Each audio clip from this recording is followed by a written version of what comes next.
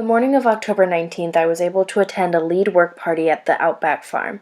I and some other students were set to work uprooting an invasive species of plant, the Himalayan blackberry. Before we started work, the leader of the party briefed us on our objectives and a few nifty facts about the Outback Farm, such as a compost pile. Using compost is good because it is very nutrient-rich. It helps plants grow while being better for the environment than manufactured fertilizers. Fertilizers can be quite bad because they start off a process known as eutrophication. This is a process where nutrients added to the soil run off into the closest bodies of water.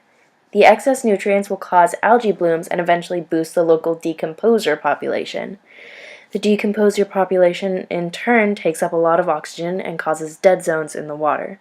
After our briefing, the leaders took us on a path through the gardening plots at the Outback. They explained that students could rent plots in the garden and grow their own food. In order to grow, the plants will need to use the process of photosynthesis. First, the plant cells take energy from the sun. The plant then takes in CO2 from the air around it and pushes it into the chloroplast. The chloroplast sends in the CO2 through what is known as the Calvin cycle in order to produce glucose. With the help of the sun, the plant cell will also take H2O absorbed from the soil and turn it into oxygen and free hydrogens. Finally, the party reached its final destination, a hillside covered in Himalayan blackberries. We were given shovels, pruners, and gloves to help remove as many as we could in the 2 hours we had. The species of blackberry is a threat to the local ecosystem because it is not native. Often when a new species is introduced to an environment, it will spread wide and quickly.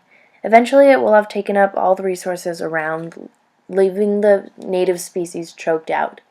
The loss of a single native species can throw a whole local ecosystem off balance, so naturally these foreign species are a big threat.